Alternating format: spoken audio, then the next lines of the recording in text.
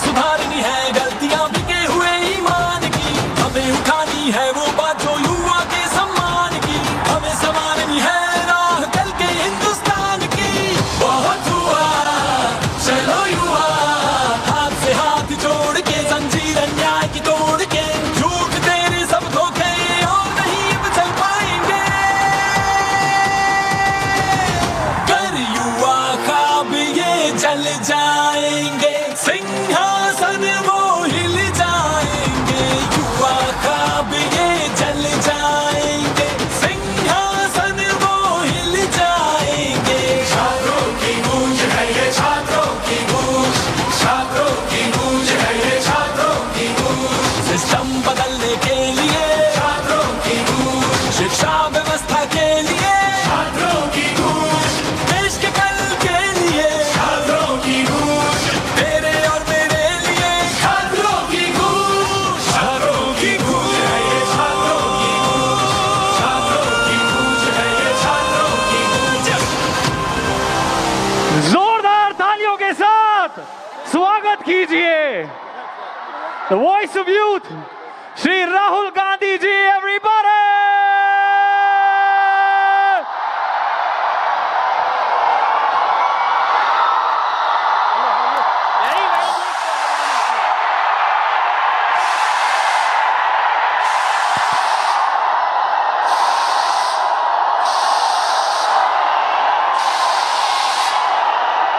Namaskar. How are you? How is Pragraj?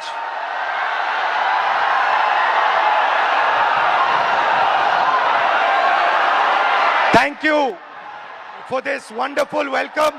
Thank you for this love and affection.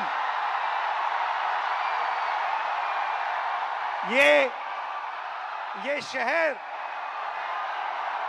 मेरी family का घर यहां होता था, तो यहां आकर मुझे बहुत खुशी होती है। ये नॉलेज का सेंटर भी हुआ करता था। एक ऐसा टाइम था when Allahabad University was one of the best universities in the country.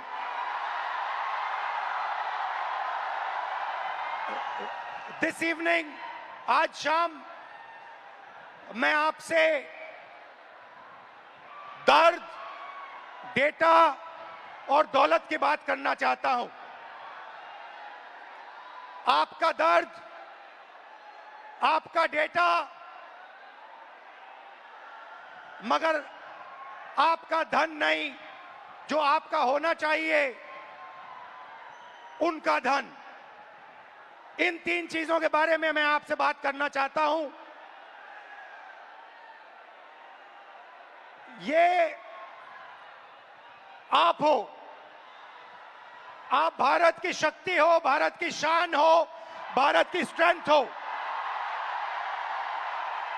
और जब मैं कहता हूं आप भारत की शक्ति हो, भारत की स्ट्रेंथ हो, मैं भीड़ की बात नहीं कर रहा हूं, मैं हर हिंदुस्तान के नागरिक, हर यूथ की बात कर रहा हूं, इंडिविजुअल्स की बात कर रहा हूं।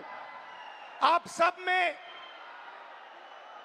इंटेलिजेंस है, इमेजिनेशन है, कैपेसिटी है, और अगर ये देश आगे बढ़ेगा तो आपके बल पे, आपकी स्ट्रेंथ पे इस देश का फ्यूचर बनेगा। हिंदुस्तान के पास सबसे बड़ा, दुनिया में सबसे बड़ा यूथ का पॉपुलेशन है। 40 करोड़ युवा, आप जैसे युवा, एनर्जेटिक युवा इस देश में रहते हैं। ये इस देश की स्ट्रेंथ है। चाइना की बात होती है, अमेरिका की बात होती है, रशिया की बात होती है, इंडिया के यूथ के सामने, इंडिया के यूथ पोटेंशियल के सामने ये सब लोग कुछ नहीं है। 21वीं सदी में एक और चीज हुई है। 21वीं सदी में अगर देश प्रगति करता है तो दो चीजों के बल पे करता है। यूथ पोटेंशियल जो आप में है और डेटा जो आप क्रिएट करते हो, हिंदुस्तान के पास यूथ है और सबसे ज्यादा दुनिया में सबसे ज्यादा डेटा हिंदुस्तान में है। 1 गीगाबाइट डेटा प्रति भारतीय प्रतिदिन इस्तेमाल करता है और प्रगति होगी, फ्यूचर होगा तो डेटा और आपके पोटेंशियल पे होगा। युवा plus data is equal to 21st century economy.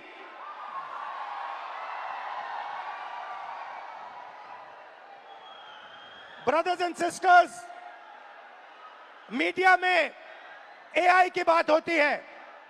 Everybody speaks about AI, but I want to make one thing very clear, and ये आपको समझना चाहिए। आपके डेटा के बिना एआई का कोई मतलब नहीं है। अगर एआई बनता है तो आपके डेटा के बेसिस पे बनता है। 20वीं सदी में पेट्रोल और पेट्रोल इंजन देश को बनाता था। अगर 20वीं सदी में मैं आपके पास आता और आपसे कहता देखिए मैं आपको पेट्रोल इंजन दे रहा हूं मगर आपको पेट्रोल नहीं दूंगा, आप मुझे कहते इस पेट्रोल इंजन से मेरा कुछ नहीं होने वाला है। वैसे ही 21वीं सदी में डेटा से ही एआई बनता है। डेटा से आप एआई बना सकते हो मगर एआई से आप डेटा पैदा नहीं कर सकते हो। और ये डेटा हिंदुस्तान का है और आपका है।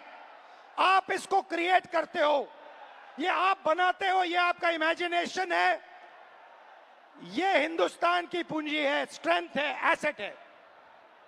मगर भाई और बहनों, डेटा आपका, यूथ पोटेंशियल आपका, मगर सिस्टम ने आपको चक्रव्यूह में फंसा रखा है। ये आप देखिए, आपको चक्रव्यूह में फंसा रखा है। भविष्य की बात करें, आप एजुकेशन लेते हो, लाखों करोड़ रुपए आपके परिवारों से लिया जाता है। इंजीनियरिंग, मेडिकल, पोस्ट ग्रेजुएट, जो भी आप पढ़ाई करते हो, आपके परिवारों से, आपके जेब से पैसा छीना जाता है, लाखों करोड़ रुपए लिए जाते हैं और फिर आपको एक सर्टिफिकेट दिया जाता है।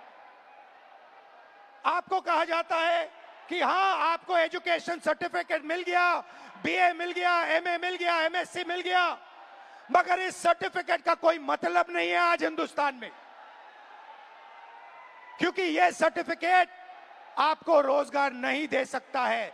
चाहे आप कुछ भी करें, यह सर्टिफिकेट हिंदुस्तान में आपको रोजगार नहीं देता है। आंकड़ा मैं आपको देता हूं, 1000 युवाओं में से सिर्फ 12 युवाओं को परमानेंट नौकरी मिलती है। जहां तक डेटा की बात है, आपका डेटा छीन लिया जाता है। बड़ी बड़ी कंपनीज को, जियो को, अदानी को, फेसबुक, गूगल को आपका डेटा दिया जाता है और आपको फंसाया जाता है। आपको कहा जाता है जितनी भी आपको रील्स देखनी है, जितने आपको व्हाट्सएप मैसेजेस भेजने हैं, जितना आप इंस्टाग्राम पे देखना चाहते हो, रील्स बनाना चाहते हो, आप बनाओ। भाई और बहनों, ये 21वीं सदी का नशा है।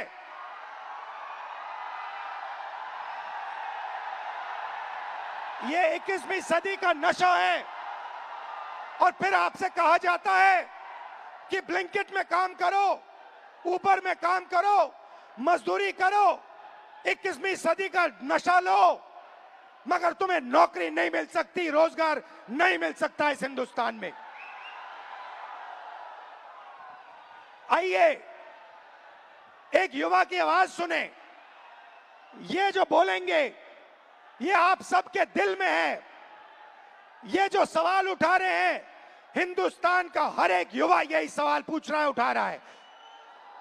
होता हम भी सीट खरीद लेते। आज मैं ब्लिंकिट में काम करता हूँ 10 घंटा, उसके बाद मैं पढ़ाई करता हूँ। इंडियन आर्मी का एग्जाम दिया, 1 नंबर से मैं बच गया। सीट खरीदता, मैं ब्लिंकिट में काम नहीं करता। ये कह रहा है कि शिक्षा लेने के लिए मुझे ब्लिंकिट में बंधुआ मजदूर जैसे काम करना पड़ा, और उसके बाद मजदूरी करने के बाद 21वीं सदी की मजदूरी करने के बाद पेपर लीक होता है, और कोई अमीर बच्चा, अमीर परिवार पेपर खरीद के मेरे फ्यूचर को खत्म करता है। आइए, वेलकम। कैसे हैं आप? नाम क्या आपका? मेरा नाम सर अजय राघव है। अविनाश और अजय। आइए, अविनाश और अजय दोनों स्टूडेंट्स हैं, इनसे थोड़ा सुनते हैं, इनका एक्सपीरियंस क्या रहा है, बताइए। सर मैं यूपीएसआई एस्पिरेंट हूँ। वो पास पकड़ते हैं। सर मैं यूपीएसआई एस्पिरेंट हूँ, और उत्तर प्रदेश में यूपीएसआई की भर्ती 5 साल के बाद आती है। 2020-21 यूपीएसआई की भर्ती 2020-21 में आई थी। इससे पहले तो उसमें व्यापक स्तर पर घोटाला हुआ था। मैं मानता हूं इस चीज को कि वो भारत की एग्जामिनेशन हिस्ट्री का सबसे बड़ा घोटाला था।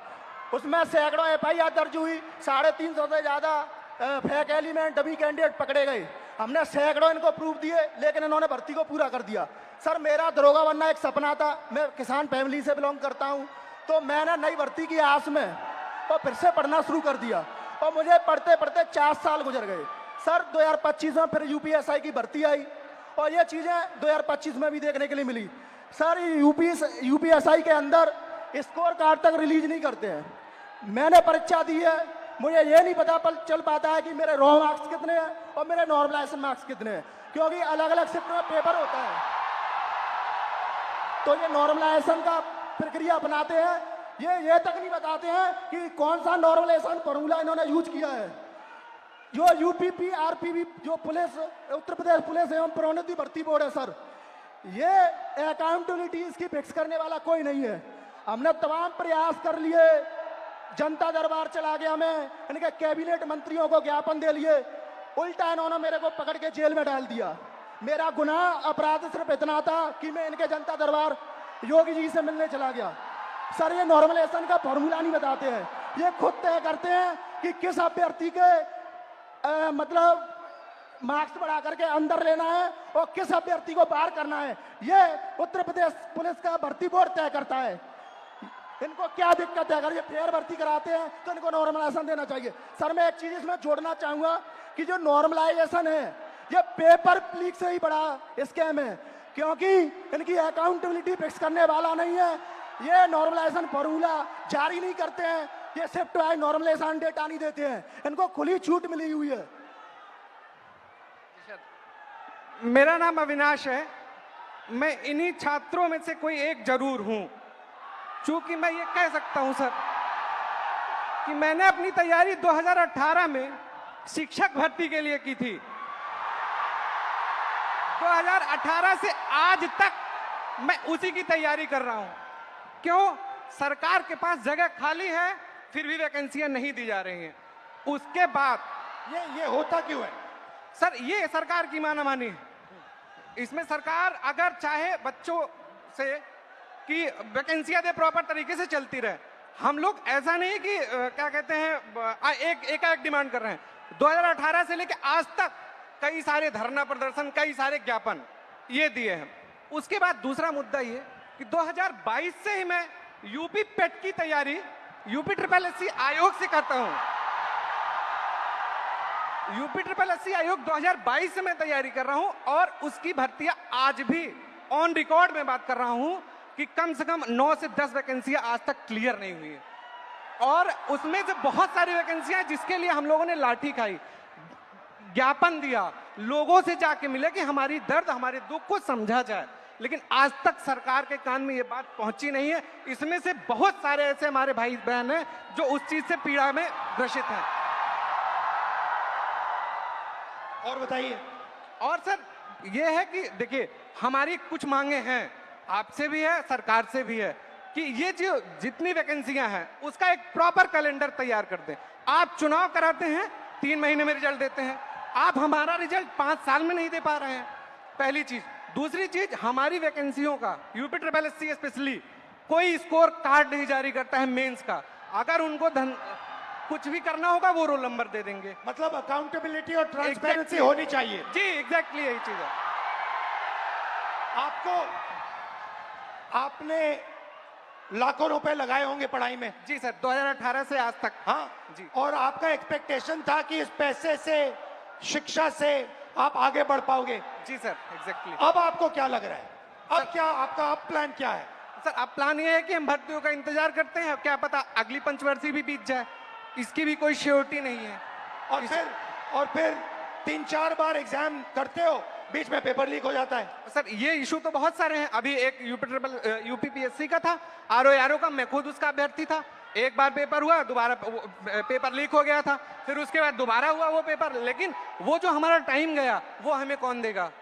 बिल्कुल, जो हमारा टाइम गया, हमारा पैसा। जब आपका पेपर लीक हुआ, आपको क्या फीलिंग आई? अंदर क्या लगा आपको, यार ये क्या हुआ, क्या करें क्या? मतलब ये होता है ना सर, कभी कभी एग्जैक्टली मैं बता रहा हूँ, उस 10 बाई 10 के कमरे में कभी आप बैठ के सोचिए कि अगर हमारा पेपर लीक हो गया, हम किससे बात करें अपनी, किसको अपना मुंह दिखाएं कि यार अब मेरा इस बार नहीं हुआ, पेपर लीक हो गया, मैं किससे जाके कहूँ? और सालों आपने मेहनत की, घंटों आपने मेहनत की, और 1 सेकंड में पूरा खत्म हो जाता है। सर एग्जैक्टली यही चीजें होती हैं। और ये जो दुख दर्द है, ये मैं नहीं हूं, ये इसमें से जितने खड़े हैं सब लाखों करोड़ों युवा हैं सर। आप हिंदुस्तान के शिक्षा के सिस्टम में बिलीव करते हो? सर प्रेजेंट टाइम में तो बिलीव हमारा नहीं है। नहीं है एग्जैक्टली नहीं है। रीजन, अगर आज 2018 से मैं अब बेरोजगार टहल रहा हूं, कोई स्किल हमें दे दिए होते 2018-17 में, तो मैं कहीं प्राइवेट, फिर सेकेंडरी, इस प्रयागराज में या इस आसपास के इलाकों में हमें कोई ऐसा इशू नहीं है, ऐसे कोई मतलब रिसोर्सेज नहीं है कि मैं प्राइवेट काम कर सकूं, और काम करूं तो वो डेली वेजेस के हिसाब से बहुत कम हो जाएगा। ये आपका क्या है? ये टैटू क्या है? मेरा नाम है अच्छा, अविनाश। आपका नाम है, ठीक है। Thank you Avinash. और कुछ कहना चाहते हो? सर, उत्तर प्रदेश में ये पेपर लीक लगातार चल रहे हैं। जब से माननीय योगी आदित्यनाथ जी सरकार में आए हैं, तब से मैं उंगलियों पे गिना सकता हूं सर। 2017 दरोगा भर्ती पेपर लीक, उसके बाद यूपी कांस्टेबल 2018 पेपर लीक, उसके बाद 2020-21 की यूपीएसआई भर्ती पेपर लीक, और 2022 का लेखपाल भर्ती पेपर लीक, और 2023 में आरओ को भी पेपर लीक, 2023 का कांस्टेबल भर्ती पेपर लीक, और ये स्कोर कार्ड नॉर्मलाइजेशन की धांधली वर्तमान में चल रही है। सर, मैं इन्हीं शब्दों के साथ आपका बहुत बहुत धन्यवाद करना चाहता हूं कि आप यूथ की आवाज उठा रहे हैं लगातार, और मैं सर आपसे आशा की उम्मीद के साथ देख रहा हूं, आप इसी तरह हम यूथों की आवाज उठाते रहिए। हम आपके साथ पूरी तरीके से, ये जितना भी यहाँ पर स्टूडेंट दिख रहा है, ये सब आपके साथ है, सिर्फ आपके लिए आया है सर। Thank you. तो आपने सुनी उत्तर प्रदेश के स्टूडेंट्स की आवाज। अब प्रॉब्लम क्या है मैं आपको बताता हूं। प्रॉब्लम है कि आप पढ़ाई करते हो, पैसा डालते हो, मेहनत करते हो, मगर रोजगार के सारे दरवाजे हिंदुस्तान में बंद पड़े हुए हैं, एक दरवाजा खुला नहीं है। दरवाजे कौन से हैं? पहला दरवाजा मैन्युफैक्चरिंग का। आज दुनिया में आपको मेड इन चाइना दिखेगा, मेड इन वियतनाम दिखेगा, मेड इन बांग्लादेश दिखेगा, मगर मेड इन इंडिया नहीं दिखेगा। इसका कारण है नोटबंदी और गलत जीएसटी ने हमारे मैन्युफैक्चरिंग सिस्टम को खत्म कर दिया है। जो छोटे व्यापारी रोजगार दिलवाते थे, जो पहले हिंदुस्तान में होता था, leather industry, textile industry, automobile industry, अलग अलग इंडस्ट्रीज में मैन्युफैक्चरिंग जो होती थी, वो सारा का सारा खत्म हो गया है। पहला दरवाजा बंद। दूसरा दरवाजा एंटरप्रेन्योरशिप का, जिसको स्टार्टअप इंडिया कहा गया। स्टार्टअप इंडिया में सबसे जरूरी चीज, आप जैसे स्टूडेंट्स को बैंक लोन, छोटे बिजनेसेस को बैंक लोन, फाइनेंशियल सपोर्ट। भाई और बहनों, हिंदुस्तान के बैंक्स आप जैसे स्टूडेंट्स को 1 रुपया कभी नहीं देंगे। अंबानी अदानी को लाखों करोड़ रुपए देंगे, मगर आपको 1 रुपया नहीं देंगे। 90% स्मॉल और मीडियम इंडस्ट्रीज जो हैं, उनको बैंक लोन नहीं मिलता है। एंटरप्रेन्योरशिप का दरवाजा बंद है। तीसरा दरवाजा, जिसको हम कहते हैं सरकारी नौकरी का, जिसमें आप पेपर लीक का सामना करते हो, उस दरवाजे में भाइयों और बहनों 150 में से एक युवा निकलता है। अगर 150 युवा एग्जाम लेते हैं, सरकारी नौकरी ढूंढते हैं, एक युवा उसमें से निकलता है। पब्लिक सेक्टर जो पहले 10 साल पहले 14 लाख युवाओं को यह रोजगार देता था, भाइयों और बहनों, पब्लिक सेक्टर को प्राइवेटाइज कर दिया गया है। पब्लिक स्कूल्स बंद कर दिए, पब्लिक अस्पताल बंद कर दिए, नवरत्ना उठा के बेच दिए, बीएसएनएल बेच दिया, ऐसी कंपनियां बेच दी, पोर्ट्स, एयरपोर्ट्स, सारा का सारा अदानी जी को पकड़ा दिया। इसीलिए पब्लिक सेक्टर बंद है। और आखिरी होप जो आपका था, कॉर्पोरेट जॉब्स,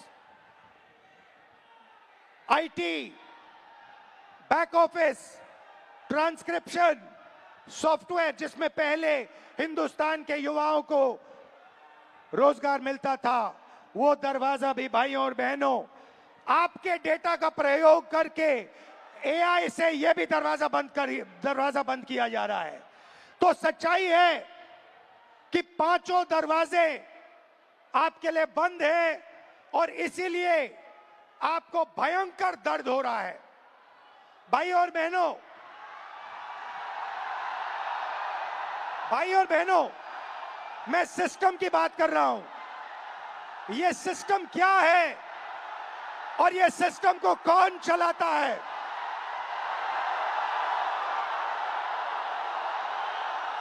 भाई और बहनों, डेटा आपका, दर्द आपका, दौलत इनकी।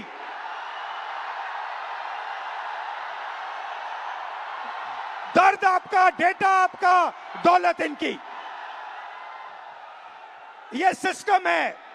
अंबेडकर जी ने कहा था सोशल, पॉलिटिकल, इकोनॉमिक। ये देखिए, ये है इकोनॉमिक, पैसा, अदानी। इनकी आमदनी 10 साल में 30 गुना बढ़ी है। ये पहले ग्लोबल रिच लिस्ट में 600 नंबर पे हुआ करते थे, 10 साल के अंदर ये दूसरे नंबर पे पहुंच गए। ये पूरे सिस्टम को फाइनेंशियल सपोर्ट देते हैं। बीच में पॉलिटिकल, मोदी जी, अमित शाह जी। बीजेपी का बैलेंस 150 करोड़ रुपए का होता था बैंक में, आज इनका बैंक बैलेंस 10,000 करोड़ रुपए का है। 10,000 करोड़ रुपए का एक पॉलिटिकल पार्टी का बैंक बैलेंस। नरेंद्र मोदी जी आपका ध्यान भटकाते हैं और पॉलिटिकल सिस्टम चलाते हैं। वोट चोरी होती है, वोटर लिस्ट में ब्राजील की औरतें आती है। और तीसरा, आपके सोच पर कंट्रोल, जो इलाहाबाद यूनिवर्सिटी में किया गया है, आरएसएस के वाइस चांसलर्स बैठा के हर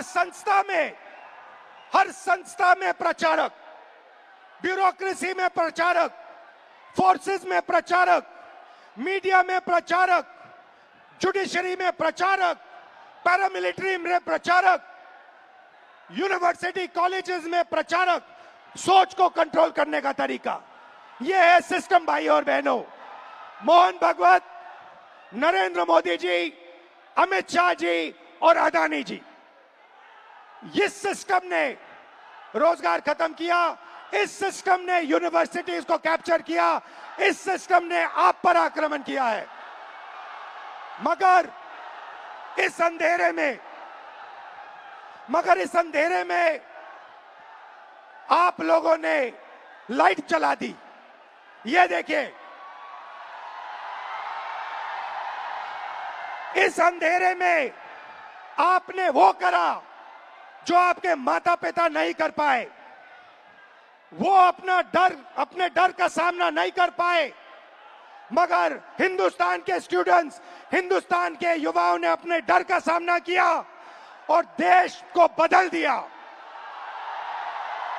आपने आवाज रखी आपने अपनी आवाज रखी, नफरत के साथ नहीं, मोहब्बत के साथ आपने अपनी आवाज रखी। आइए हम आपकी आवाज सुने। नमस्कार, आपका नाम? नमस्कार। और मैं पटना यूनिवर्सिटी से हूँ। नमस्कार, आप? मेरा नाम हिमांशु कुमार हुआ। हिमांशु जी जी जी। शिफत फैज, इलाहाबाद यूनिवर्सिटी LLB। नमस्कार सर, मेरा नाम कुणाल पांडे, मैं इलाहाबाद विश्वविद्यालय से। शाबाश, वेलकम आप सबका। मैं आपसे आज, अभी मैंने कहा कि अंधेरे में आप लोगों ने लाइट दिखा दी, अंधेरे में आप लोगों ने टॉर्च दिखा दी, और आपने प्यार से किया, मोहब्बत से किया, नफरत से नहीं किया, क्रोध से नहीं किया, हिंसा से नहीं किया। तो ये पूरी भीड़ आपका एक्सपीरियंस सुनना चाहती है। आपने क्या सहा, आपने क्या किया, थोड़ा बताइए, एक एक करके बताइए। साथियों, जो 22 जुलाई को पटना में बिहार बंद का कॉल था, हम लोग राजभवन मार्च कर रहे थे और वहाँ एक चीज हमें एहसास हुआ कि पुलिस ऐसे मौके की तलाश में थी कि वो हम पे लाठी भी चार्ज कर ले, उन पे इल्जाम ना हो। जब हम राजभवन से थोड़ी देर पहले पहुंचे, वहाँ पे पुलिस वाले थे बिना बैच के, और लाठी की जगह पे वो बैम्बू लिए हुए थे। उनसे जब पूछा गया आपका बैच कहाँ है, तो वहाँ से अधिकारी पूछते हैं कि आप कौन हो पूछने वाले। मैं बताता हूँ तो कहते हैं इससे क्या होगा। हमने कहा सर इतने बच्चे मरे, उनका जवाब कौन देगा। कहते वो तो चले गए, अब क्या तुम भी जाना चाहते हो। मैंने कहा सर वो तो चले गए, लेकिन अब बदलने का वक्त आ गया, क्योंकि अब नहीं बदलेगा सर, कभी नहीं बदलेगा। हम छात्र युवा देश के भविष्य हैं। उसके बाद वो वाटर कैनन चलाने लगते हैं, जिससे हमें फर्क नहीं पड़ता है। उसके बाद वो लाठी चार्ज करते हैं, जिससे उनका टारगेट था या सर पे मारो या पैर में। उन्होंने मेरे पैर पे बहुत मारा, मैं गिर गया। उसके बाद वो लाठी चार्ज करने लगे, स्टोन चलाने लगे, आंसू गैस। और एक बात मैं आपको बता दूं, जब मैं गिर गया उसके बाद जो DSP हैं वो आके दोबारा मेरे पेट पे मारती, जबकि मेरा लेग डैमेज था। कुछ छात्र मुझे वहां से उठा के ले जाते हैं, साइड रखते हैं। पुलिस वाले आके कहते हैं ये छात्र थोड़े हैं, इसको तो जेल भेजना चाहिए। इवन वो एम्बुलेंस नहीं आने देते हैं। मुझे 3 इडियट की मूवी की तरह स्कूटी पे हॉस्पिटल ले जाना पड़ता है। बीच में आ जाओ, बीच में आ जाओ। जैसे सर मैंने बताया कि वो एम्बुलेंस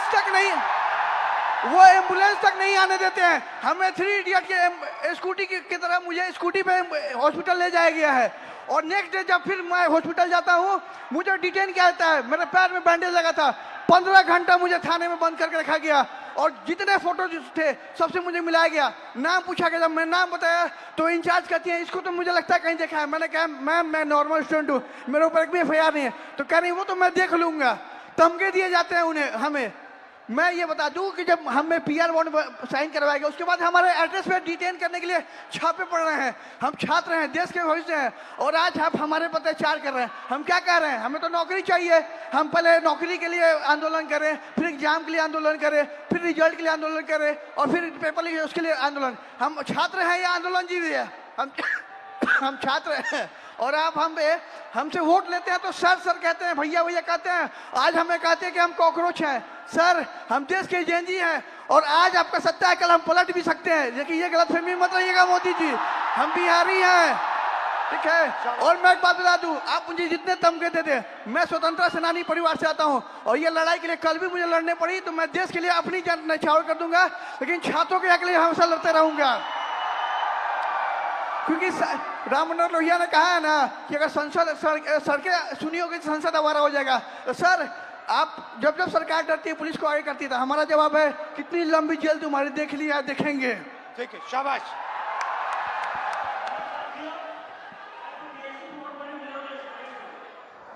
सर मैं मतलब कि मैं बीएड हमारी मम्मी करवाई थी जमीन बेचकर।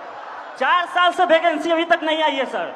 जब आंदोलन करने जा रहा हूँ तो सर मतलब कि सम्राट चौधरी का गुंडा जो कि पुलिस जो हम लोग को लाठी से मारती है और जेल भेजती है। सर जब हम लोग आंदोलन करते हैं तो डिटेन कर लिया जाता है। उसके बाद मतलब कि कुछ भैया को जेल भेज दिया जाता है। उसके बाद मतलब कि हम लोग जब स्टेट सीधे क्वालिफाइड।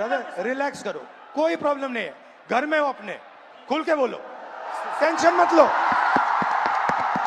ये जब मैं पहली बार ऐसे बोला था, मैं भी नर्वस था, इसमें कोई प्रॉब्लम नहीं है, खुल के बोलो।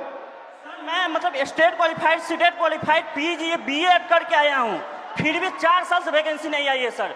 जब मतलब कि आंदोलन 4, 5, 6 साल से मैं पटना में रहकर पढ़ाई करता हूँ, किसान का बेटा हूँ सर। ये महीना का 10 से 15 हज़ार रुपये खर्चा होता है सर, कहाँ से मम्मी देगी? अब मम्मी टेंशन में चली जाती है। मेरे पास 2 ऑप्शन है सर, या चाय का दुकान खोलूंगा या सुसाइड करूंगा सर, उसके अलावा कोई ऑप्शन नहीं है सर मेरे पास। सुसाइड आपका ऑप्शन नहीं हो सकता ब्रदर। मेरे पास पीजी बीएड, इतना स्टेट सीटेट क्वालिफाइड होने के बाद 20,000 का नौकरी भी नहीं मिलेगा सर पूरा इंडिया में। उसके बाद मैं सर जब मतलब कि मम्मी मतलब कि सुनती है कि आंदोलन में गया है, तो मम्मी को पानी चढ़ने लगता है सर टेंशन से। उसके बाद सर मतलब हमारे एक मंत्री हैं बिहार के, अशोक चौधरी नाम है सर, वो 56 साल के होकर वो प्रोफेसर बने हैं सर, जो कि नीतीश कुमार के राइट हैंड है सर। वो कैसे बन गए सर? बिना बिठाओ तो इंटरव्यू का कैसे बने सर? एक सीट खा गया सर ये मतलब युवा का। अच्छा, आपके फैमिली ने कर्ज लिया?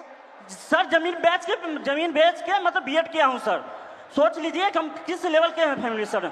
अभी तक 4 साल से वैकेंसी नहीं आई है सर। सोचिए हर महीना सर हम मतलब वैकेंसी डेट निकाला जाता है, लेकिन निकाला मतलब कि वो निकलता नहीं है सर। आज भी सितंबर में एग्जाम का डेट दिया हुआ है, अभी तक फॉर्म नहीं आया है सर। फिर आंदोलन करूंगा, फिर थाना में जमा होऊंगा, लेकिन डरूंगा नहीं सर इस सम्राट चौधरी के गुंडा से। शाबाश शाबाश, बहुत अच्छा बोले। ग्रीटिंग्स टू ऑल, मेरा नाम शिफत फैज है और मैं थोड़ा पास से पकड़ा। ग्रीटिंग्स टू ऑल, मेरा नाम शिफत फैज है और मैं फर्स्ट फीमेल वाइस प्रेसिडेंट हूँ पटना यूनिवर्सिटी स्टूडेंट यूनियन की, इंडिपेंडेंटली इलेक्टेड। जब 20 तारीख को दिल्ली के जंतर मंतर के प्रोटेस्ट के दौरान पुलिस और गवर्नमेंट के थ्रू स्टूडेंट पर ब्रूटली मारा पीटा गया, उन पर वाटर कैनाल्स फेंके गए, उन पर टीयर गैसेस चार्ज किए गए, उसके खिलाफ 22 जुलाई को पटना में स्टूडेंट्स ने प्रोटेस्ट का कॉल दिया। वहाँ स्टूडेंट्स मौजूद हुए और पीसफुल प्रोटेस्ट उन्होंने स्टार्ट किया, लेकिन फिर बिहार पुलिस और बिहार सरकार ने स्टूडेंट के साथ फिर से ब्रूटली ट्रीट किया, उन्हें मारा और रातों रात उनके घर से उन्हें डिटेन कर लिया जाता है बिना इस जानकारी के कि वो कौन से पुलिस स्टेशन में है, वो कौन से किस थाने में है। इन सब हमने 23 जुलाई को पेपर लीक के खिलाफ, स्टूडेंट ब्रूटैलिटी के खिलाफ और बिना अनलॉफुल वे में डिटेन होने के खिलाफ एक प्रोटेस्ट रखा अपने यूनिवर्सिटी के कैंपस में। लेकिन हमारे प्रोटेस्ट स्टार्ट करने से पहले ही वहाँ पर पुलिस, सीआरपीएफ और एसडीएम मौजूद थे। सर हम छात्र हैं और हमें एज अ वाइस प्रेसिडेंट मुझे यूनिवर्सिटी के गेट से घुसने नहीं दिया जा रहा था। फिर भी क्योंकि मेरा वो प्रोटेस्ट था, हम लीड करने के लिए जैसे तैसे घुसे। हमारे कुछ फेलोज जो प्रोटेस्ट ज्वाइन करने आ ही रहे थे, उन्हें पुलिस गेट से ही भगा देती है और कुछ फेलोज को लाठी चार्ज कर डिटेन कर लेती है बिना किसी मेडिकल ट्रीटमेंट के। उनका सर 10 से 12 घंटा फूटा रहता है पुलिस स्टेशन पे।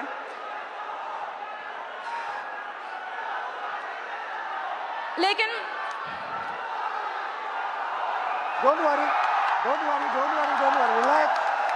लेकिन उस रात हमें छोड़ दिया जाता है, लेकिन अगले सुबह से बिहार की सड़कों पे जो स्टूडेंट प्रोटेस्ट नहीं भी कर रहे थे उन्हें उठा लिया जाता है लाइब्रेरी से, उनके घर से, बिना किसी पुलिस वारंट को। और 25 जुलाई को शिवान में एक 47 फायर किया जाता है, उसमें एक स्टूडेंट की मौत हो जाती है और एक स्टूडेंट हॉस्पिटलाइज रहता है। क्या इसके खिलाफ बिहार सरकार ने अपनी एक आवाज़ नहीं उठाई, ना ही एक बात रखी? खैर, आप सब जानते हैं कि बुराई का अंत होता है और हमारी जीत हुई।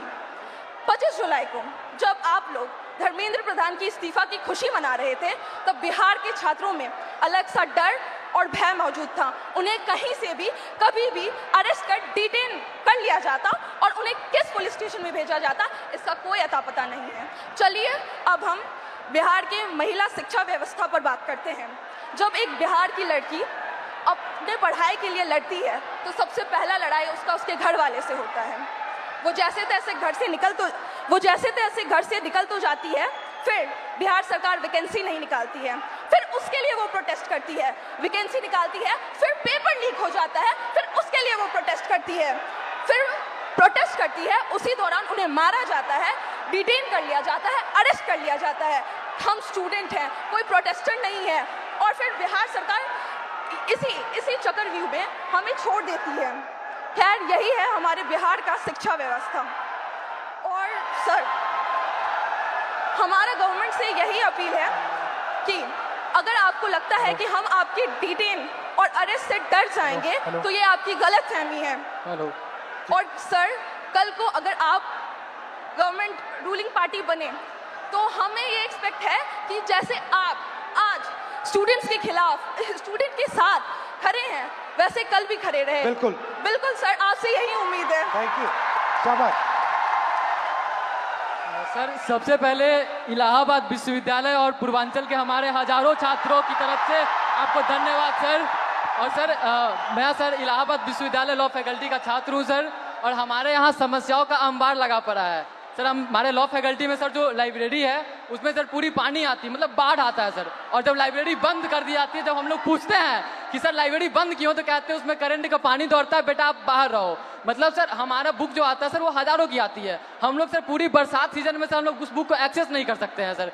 और हमारे साथी जो सर प्रोटेस्ट पे बैठे हुए पिछले 1 महीने से सर, तो उन्होंने जब उनकी सर बहुत बेसिक मांगे सर, जो एक ह्यूमन के लिए सर जो चाहिए सर, उनको सर प्रॉपर सैनिटेशन के लिए सर जो प्रॉपर वॉशरूम साफ पानी चाहिए छात्र संघ के लिए, और उन्होंने 400% सर फीस वृद्धि किया है सर। यहाँ हमारे पूर्वांचल के हजारों साथी हैं सर, उनसे पूछिए, उनके बिल्कुल सर 400% सर इका बैग, उनसे पूछिए सर। हमारे घर के सर जो मैक्सिमम इनकम होती है सर 70% से ज्यादा लोगों के पास वो 8,000 रुपये है सर। और हमारे जो हॉस्टल की फैसिलिटीज और फीस है सर वो 30-30 हजार रुपये कर दी गई है, पूरे देश भर में सबसे महंगी सर, सबसे महंगी। इवन उनको जो हमारे जो संघ के आका ऊपर के बैठे हुए सर, उनका कार्यक्रम विश्वविद्यालय में होगा, लेकिन हम बच्चे अगर जा करके कहें कि मैम, या फिर हमारे जो DSW सर है उनसे कहें कि हमारा डिबेटिंग सोसाइटी है, कुछ कल्चर है, आप एक प्रोग्राम करवा दो, तो हमको सर 15-20 ज्ञापन देने पड़ते हैं। उसके बाद भी हमें मिलते हैं सिर्फ ताने कि तुम लोग मतलब कुछ नहीं करो। पानी के लिए सर जो हम लोग DSW कार्यालय गए, उनसे कहें कि सर वाटर कूलर में कीड़े आते हैं, तो वो कह रहे हैं कि विश्वविद्यालय पानी पीने की जगह नहीं है,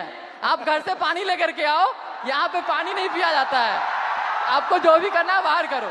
सर 24 घंटे हम लोग कहें कि लाइब्रेरी को आप 24 घंटे ओपन करो, हम लोग पढ़े, तो वो कह रहे हैं कि 8 घंटे करते हैं, उसको किए, फिर उसके बाद वो कह रहे हैं कि 24 घंटे लेकर पढ़ कर क्या करोगे, कौन सा कलेक्टर बनना है तुमको, आप बताइए सर।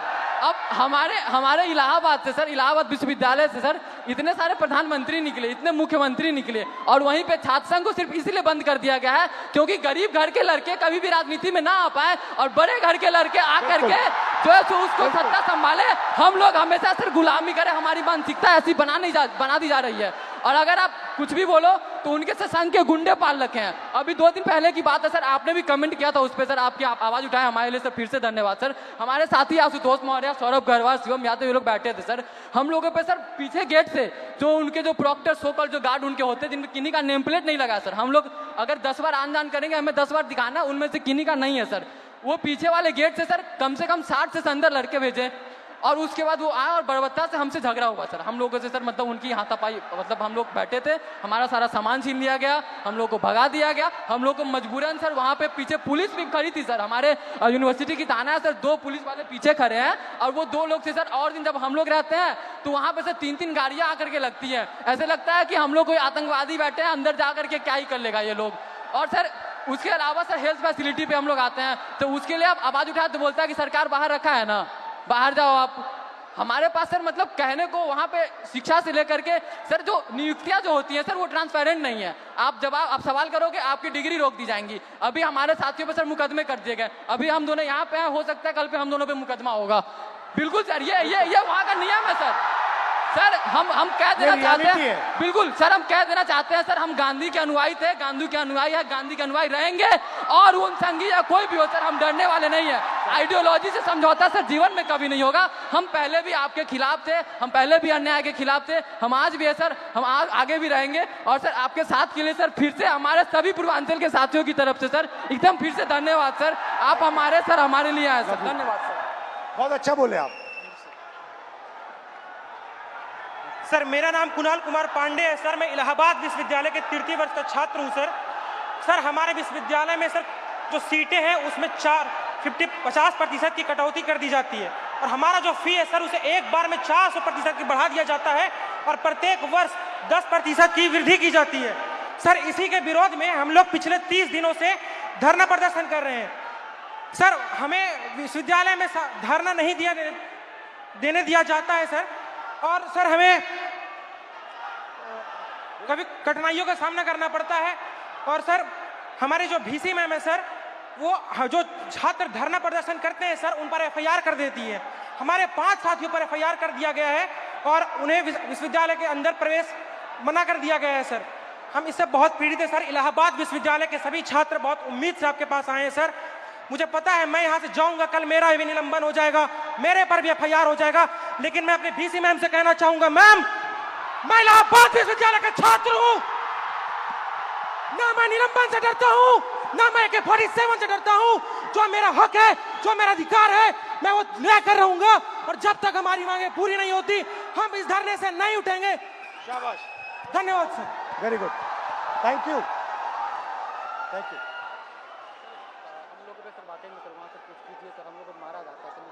अब मुझे बुला लो, मैं आ जाऊंगा। हाँ, अलंकार है, मुझे बुला लो, मैं आ जाऊंगा। ठीक है, घबराओ मत। Very good. तो ये थी बिहार और उत्तर प्रदेश और इलाहाबाद यूनिवर्सिटी की आवाज। अब मैंने आपसे कहा कि आपने अंधेरे में टॉर्च जला दी, आपने हिंदुस्तान के स्टूडेंट्स को जगा दिया। आप सब अब बात समझ गए हो। मैंने आपसे सिस्टम की बात की। हम नफरत से और हिंसा से कभी काम नहीं करेंगे। हिंदुस्तान का कल्चर सत्य और अहिंसा का है, नफरत का नहीं है। और एक भी स्टूडेंट के दिल में नफरत नहीं होनी चाहिए, सिर्फ मोहब्बत होनी चाहिए। मैंने आपको पिछली स्लाइड में मोदी जी की फोटो दिखाई, अमित शाह जी की फोटो दिखाई, अदानी जी की दिखाई, मोहन भागवत की दिखाई, मगर नफरत नहीं करनी है, सिस्टम बदलना है। प्यार से, मोहब्बत से, नफरत से नहीं। सिस्टम को खत्म, टाटा बाय बाय करना है। आप सबका दिल से बहुत बहुत धन्यवाद, इस रिस्पांस के लिए धन्यवाद। और जो आप प्रोटेस्ट कर रहे हैं, जो आप अपने हक की लड़ाई लड़ रहे हैं, उसको आप करिए। मैं आपके साथ उसमें खड़ा हूं, खड़ा रहूंगा। है जैसे सर ने कहा, खत्म टाटा बाय बाय, खत्म टाटा बाय बाय। और बदलाव तो आ रहा है सर, और आएगा भी। आज क्या है, हम सब यहाँ एकत्रित हुए, एक जेंजी मोमेंट हम आपके साथ क्रिएट कर लें, बताइए, है ना? क्या है, जेंजी में सेल्फीज बड़ी कॉमन है। चलिए, फोन है, ये हमारा फोन तैयार है सर, हम सब तैयार है सर के साथ सेल्फी के लिए।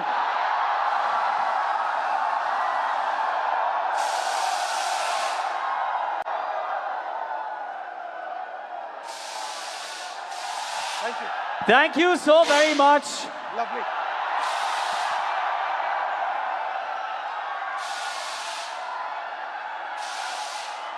एक बार थोड़ा सा और शोर मचना चाहिए everybody. One last message. One last message. You are India's spirit. You are India's future. You are the most beautiful youngsters in the world. You cannot allow yourself to hate. You cannot allow yourself to be violent. You are loving youth. मोहब्बत की दुकान खोलनी है आपको, प्यार के साथ लड़ना है। Thank you very much. Thank you sir.